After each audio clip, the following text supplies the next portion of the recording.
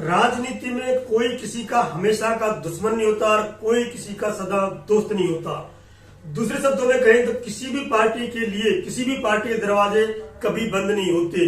कोई लाख कहे 100 बार कहे, लेकिन राजनीति में कौन कब किस करवट बैठेगा पता नहीं होता, आकलन नहीं होता। अपनी सुविधानुसार अपनी जीत और हार के आंकड़े गणना के अनुसार कोई किधर भी जा सकता है। आज हम बात करेंगे पश्चिमी यूपी में आरएलडी बीजेपी यानी एनडीए का गठबंधन हिस्सा बनने वाली है क्या। मैं राजू सोलंकी द पिलर के लिए मुख्य चर्चा होगी कि ऐसा क्या है आरएलडी के पास कि बीजेपी उस पर डोरे डाल रही है। समाजवादी और आरएलडी का गठबंधन था, विधानसभा में 9 विधानसभा सीटें जीती थी और कई पे वो टक्कर में थी। उसी को ध्यान में रखते हुए, वोट बैंक को ध्यान में रखते हुए शायद बीजेपी का मन डोला है और आरएलडी पे डोरे डाले हैं। और 4 से 5 लोकसभा, पहले विलय की बात की थी, लेकिन 4 से 5 लोकसभा सीट देने का प्रस्ताव भी है, क्योंकि स्वर्गीय अजीत सिंह की मूर्ति का अनावरण होना था बागपत जिले में, लेकिन अजीत सिंह की मूर्ति अनावरण से पहले समाजवादी पार्टी के मुखिया अखिलेश यादव को पहुंचना था। उन सब चीजों को पोस्टपोन करने से कई प्रयास लाए जा रहे हैं और बीजेपी के बड़े नेता से जयंत चौधरी की भेंट हुई है। शायद आरएलडी एनडीए का हिस्सा बन सकती है, तो उसका गणित क्या है समझेंगे पूरा। हम बात करते हैं पूरा पश्चिम यूपी में करीब 27 एमपी की 27 सीटें हैं, लोकसभा 27 सीट आती हैं और विधानसभा की बात करें 136 सीट आती हैं। ये लोकसभा में 27 सीटें मायने रखती हैं 2024 के लिए। इसी में ध्यान रखते हुए जाटों का, खासतौर किसान, कहते हैं जाट नहीं, आरएलडी के साथ किसान वर्ग है, खेती करता है, कामगार करता है, वो पूरा वर्ग है आरएलडी के साथ में, वही उसका वोटर है। इसीलिए शायद बीजेपी को आवश्यकता पड़ी है इंडिया गठबंधन को खत्म करने के लिए और एनडीए को मजबूत करने के लिए। हम पश्चिमी की बात करते हैं। देखिए 27% मुस्लिम है जो एंटी बीजेपी रहता है, लेकिन अब ऐसा नहीं है। खेती करने वाले जो ज्यादातर मुसलमान हैं आरएलडी के साथ रहते थे। 2013 में हुए मुजफ्फरनगर दंगे के बाद में ये गठबंधन टूटा था, उस पर बाद में चर्चा करेंगे। 17 से 20% है पश्चिमी यूपी में, बहुत बड़ा फैक्टर है। हम ये भी बताएंगे साथ में कौन कौन से लोकसभा क्षेत्र में इनका प्रभाव है। एससी की बात करें 25%, गुर्जर की बात करें 4%, राजपूत की बात करें 8%, त्यागी, ब्राह्मण, भूमिहार आदि की बात करें 8 से 10% है। कई बार लोग कहते हैं कि हमारी संख्या कितनी है, अलग अलग बताना मुश्किल है, उसके लिए हम अलग वीडियो बना देंगे। हर जाति का कितने लाख वोट है वो तक बता देंगे अगली वीडियो में।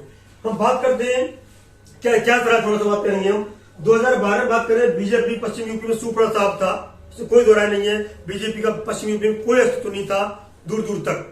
हम इतिहास शुरुआत से बात करेंगे आगे चल के। 2012 20 सीट आई, देखिए 20 सीट आई थी, वो भी शहरों में। 2012 में बीजेपी 20 सीट शहरों में आई थी। समाजवादी 58, बसपा 39, कांग्रेस 8, आरएलडी 9 और 2 अन्य, इस तरह से आई 2012 में। बात आती है मुजफ्फरनगर में दंगे होते हैं 2013 में। 2013 में दंगे होते हैं और उसकी आग लगती है पश्चिमी यूपी में और बीजेपी की पवार हो जाती है। 103 सीट आती है बीजेपी प्लस की, 103 सीट 2017 में विधानसभा चुनाव होता है। कितना अंतर आया था देखिए आप, 20 से 103 और 27 आती है समाजवादी पार्टी की, 3 बसपा की, अन्य की 1, आरएलडी की 1 रह जाती है।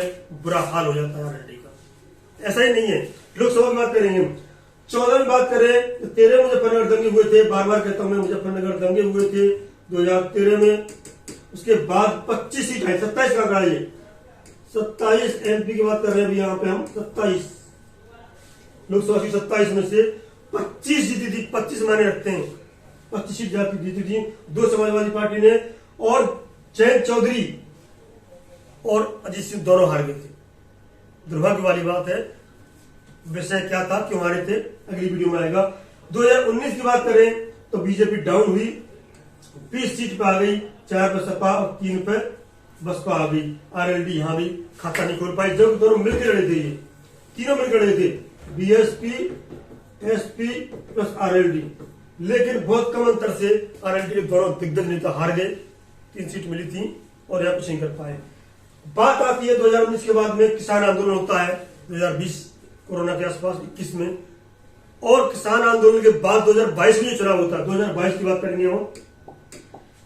2013 में मुजफ्फरनगर दंगा होता है। आरएलडी का जो वोट बैंक था, किसान वोट बैंक था, जाट मुस्लिम और किसान जितने भी थे, वो टूट जाता है, तरबतर हो जाता है और शून्य पा जाते हैं, अर्थ से फर्श पा जाते हैं। लेकिन जैसे किसान आंदोलन होता है, किसान आंदोलन चलता है, किसान आंदोलन आपको पता होगी, इसमें आंदोलन में पीछे से चौधरी अजीत सिंह का पूरा हाथ था और राकेश टिकैत पूरा समर्थन दिया था जब उनको आंसू बह रहे थे। उसके बाद परिवर्तन आता है और आरएलडी 2022 के चुनाव में बात करें, 2022 के विधानसभा चुनाव में आरएलडी यहाँ पे 9 सीट जीतती है और करीब 9 सीटों पर वो दूसरे नंबर पर रहती है। कई सीटें तो बताते हैं कि हराई गई है, ऐसा ही बताते हैं। इसी को देखते हुए, ध्यान में रखते हुए शायद बीजेपी ने डोला डालना शुरू किया है कि आरएलडी उधर ले लेंगे तो ठीक हो जाएगा। इतिहास बहुत बड़ा है। 2000 की बात करें, बीजेपी की जो 2024 में इलेक्शन है उसमें बहुत लाभ इसलिए मिल सकता है कि ये जो बीजेपी 9 और 7 में जो सेकंड नंबर पर रहे थे, तो अच्छा वोट बैंक आरएलडी ने अर्जित किया था किसान आंदोलन के बाद में। उसी को ध्यान में रखते हुए शायद बीजेपी ने आरएलडी के लिए डोले डाले हैं। तो ये आंकड़ा है और हम आगे चलते हैं नेक्स्ट आंकड़े के पास में।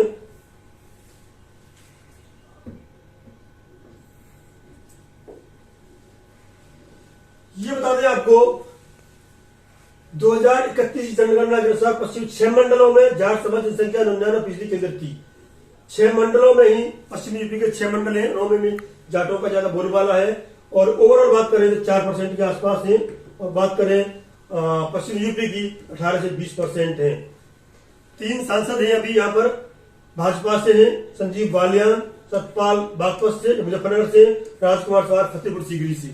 हम बात करें जाट विधायकों की, पश्चिम यूपी से करीब 8 विधायक हैं, 17 विधायक की टोटल बात करें तो बीजेपी के शायद 8 विधायक हैं, इस तरह से है। किंतु दोनों का बड़ा अच्छा गठजोड़ था जो कि टूट चुका है 2013 के बाद में। किसान आंदोलन के बाद दोबारा जुड़ा है, इसमें हम बात करेंगे। जयंत चौधरी ने काफी दिनों से पश्चिम यूपी में खोए हुए जनाधार को, खोटे हुए वोट बैंक को जोड़ने के लिए काफी यात्राएं की हैं और घर घर पर्चे ही बांटे थे। बाई इलेक्शन हुआ था बताओ खतौली में और वहां पर बीजेपी को बुरी तरह हराया था। शायद वहीं से बीजेपी को लग गया है कि जयंत चौधरी दोबारा कम बैक करने वाले हैं, साथ में लेना उचित होगा। सितंबर के मध्य में जयंत चौधरी का लखनऊ भाईचारा जिंदाबाद कार्यक्रम करेंगे। इस तरह बहुत सारे कार्यक्रम होंगे। उनका मतलब है जाट मुस्लिम दलित यादव मिलकर के 50 to 55% वोट होते हैं पश्चिम यूपी में और इसी को जनाधार मान करके उन्होंने ये अपनी रैलियां इत्यादि तय की थी। लेकिन जिस तरह से वो वोट मांग रहे थे, टिकट मांग रहे थे, 7 लोकसभा सीट दी थी समाजवादी पार्टी गठबंधन ने और साथ में भी ये तय नहीं हो पा रहा था कितने समाजवादी के कैंडिडेट आरएलडी के चुनाव चिन्ह पर लड़ेंगे जैसे विधानसभा में किया था, इसलिए सशंकित थे। लेकिन राज्यसभा सीट दे रखी है जयंत चौधरी को अखिलेश यादव ने समाजवादी पार्टी के खाते से। अब हम बात करते हैं, आपको पता होगी इस तरह से 2 लोकसभा सीटों में कैसा रहा। बीजेपी को 77%, 2014 में 77%। ये मुजफ्फरनगर कांड के बाद क्यों आते हैं? मुजफ्फरनगर कांड के बाद जाटों ने 77% वोट दिया बीजेपी को। 19 की बात करें 91% वोट दिया। कितना? 91%। क्यों? जो कांड हुआ था, सीआरपी के जवान मारे गए थे, उसके बाद एयर स्ट्राइक हुई थी, तो बात ही अलग थी, सब पता होगी। 91% ये आरएलडी हो गया है। 2014-19 का वोट है, किसानों का वोट है, तो बीजेपी को गया है। लेकिन 2022 में ऐसा नहीं हुआ और बीजेपी से आशंकित थी कहीं न कहीं 9 विधानसभा सीटें जीती हैं और करीब 8-9 सीटों पर नंबर 2 रहे हैं वो, तो काफी बड़ा आंकड़ा है ये। और लोकसभा में शायद वो अपनी सुनिश्चित करना चाहते थे। हम बता थोड़ा सा इतिहास करेंगे। चौधरी चरण सिंह के बाद में क्या स्थिति थी? बीकेडी उनके भारतीय क्रांति दल नाम था और 402 में से 98 सीट जीती थी जिन्होंने 69 में और 21.29% वोट था। अब बात करेंगे फिर 87 में फिर 20% वोट था। अच्छी खासी संख्या थी चरण सिंह के टाइम की बात कर रहे हैं। लेकिन 2013 के मुजफ्फरनगर दंगों ने, ये लिखा हुआ साफ साफ, अजीत सिंह और आरएलडी की काफी नुकसान किया। बहुत बड़ा दंगे हुए थे और उसमें सबसे नुकसान हुआ। गड्ढा खोदा था जिसने आज कुछ गड्ढे में गिरा हुआ है। रामपुर का किंग कहता था अपने आप को, आपको अच्छी तरह पता होगी। आजम खान ने गड्ढा खोदा था आरएलडी के लिए, आरएलडी ठीक ठाक हो गई, आजम खान उस गड्ढे में गिर गया। कई बार कह चुका हूं मैं। 2013 के मुजफ्फरनगर दंगे को झटका साबित हुआ था। इसके नहीं वोट पर सारा पारंपरिक वोट बिखर गया, बीजेपी की तरफ चला गया, सारा शिफ्ट हो गया बीजेपी की तरफ। 2014 में और 2017 में बहुत ही नुकसान उठाया आरएलडी ने। उसके बाद फिर बता दूं आपको मैं,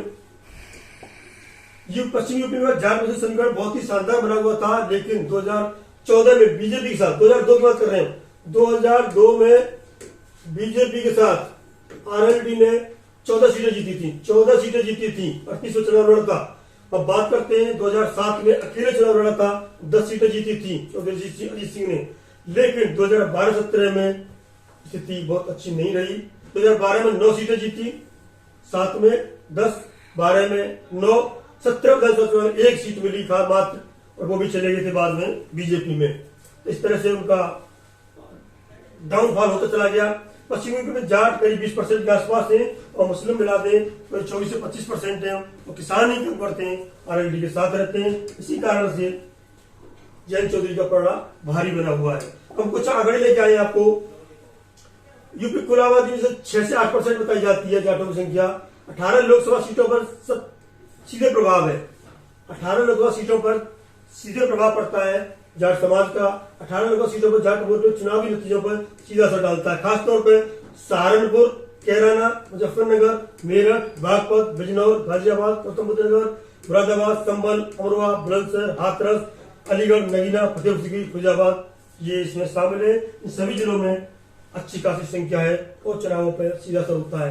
तो जिले की बात करें, मेरठ, मथुरा, अलीगढ़, बुलंदशहर, मुजफ्फरनगर, आगरा, बिजनौर, मुरादाबाद, बागपत, शामली, सहारनपुर, बरेली, बदायूं, ये पश्चिमी यूपी के जिले हैं जिनमें जाट वोट बैंक की धौंस रहती है, धमक रहती है, हनक रहती है और यहाँ पर प्रभाव डालते हैं। तो हम बात करेंगे कि जो हॉट सीट है, कितनी आबादी है, करीब करीब किसने जीती थी। फतेहपुर सीकरी में बात करें हम, 1,10,000 वोट रहे। खैर में 1,80,000, मथुरा में 1,10,000, छाता में 1,00,000, माट में 1,00,000, बलदेव में 57,000, इंगलास में 92,000, साता में 90,000, बड़ौत में 80,000, बुढ़ाना में 75,000। ये संख्या है करीब कुछ जाट वोट बैंक की। और जहाँ पे सादाबाद आरएलडी के पास है और बुढ़ाना आरएलडी के पास है, बाकी सभी सीटें बीजेपी खाते में जा चुकी हैं। इसी क्रम में हम आगे बात करेंगे। टोटल बात करें इस बार 41 कुर्मी उम्मीदवार जीते थे, 34 मुस्लिम, 29 दलित, 15 जाट विधायक की चुन के आए थे यूपी की सियासत में। जो कहावत है, बामन ब्राह्मण 49 ठाकुर विधायक है विधानसभा यूपी में। क्या क्या किया है जाटों को अपनी तरफ मोड़ने के लिए बीजेपी ने, संक्षिप्त में बताएंगे हम।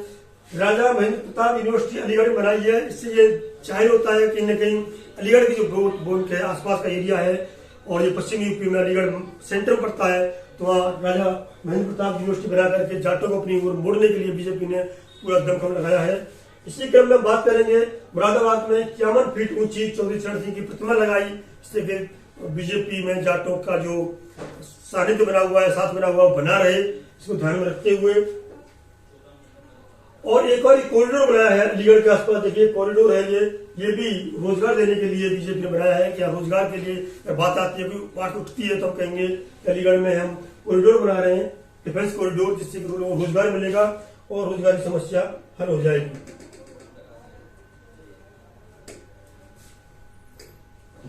बात आती है कि बीजेपी के पास क्या कमी है कि मतलब जाट पूरी तरह से, खैर वो आंदोलन हो या दंगा हो, इस तरह की बातों से मुड़ जाते हैं। पर परमानेंट किसान वर्ग है यूपी का या जाट वर्ग है, बीजेपी नहीं जुड़ पाता। उसमें सबसे बड़ी बात आती है नंबर 1 पे, कोई भी बड़ा नेता नहीं है बीजेपी के पास में जाट कौम का। हम बात करते हैं भूपेंद्र चौधरी, भूपेंद्र जो बीजेपी के प्रदेश अध्यक्ष हैं, उनकी कोई पश्चिम यूपी में मुरादाबाद के रहने वाले हैं, किंतु कोई खास हनक नहीं है। कोई अजीत सिंह या चौधरी जयंत के लेवल का कोई भी बड़ा नेता नहीं है। हम नंबर 2 बात करेंगे अपनी तरफ, ये समस्या है किसान आंदोलन के बाद में, खासतौर पर जो बीजेपी से जाट खिसक गया है, 13 के बाद आया था, और जो 20 के आसपास, 21 के आसपास जो किसान आंदोलन हुआ है, बीजेपी से छूटा है, किसान वर्ग है जो बीजेपी दूर हुआ है, उसको साधने के लिए बीजेपी ने बहुत प्रयास किए थे। चाहे यूनिवर्सिटी बनाई हो, चाहे चौधरी चरण सिंह की प्रतिमा लगाई हो, लेकिन कोई खास ज्यादा फर्क नहीं पड़ा। तो उन्होंने लास्ट में सर्वे करा के देखा कि इस वर्ग को कैसे जोड़ा जाए, तो उन्होंने चौधरी जयंत सिंह को ही तोड़ने का या इंडिया गठबंधन से दूर करने का, एनडीए में शामिल करने का बीड़ा उठाया है और उन पर दाव खेला है। इस दाव कितना इस सिंह के फायदेमंद रहेगा ये 2024 में लोकसभा चुनाव के बाद पता चलेगी। लेकिन 4 से 5 लोकसभा सीट मिलने की जयंत चौधरी को अटकल है और ये कितना सही साबित होता है आने वाले दिनों में दूसरी वीडियो बताएंगे। बने रहिएगा पिलर के साथ। जय हिंद, जय भारत।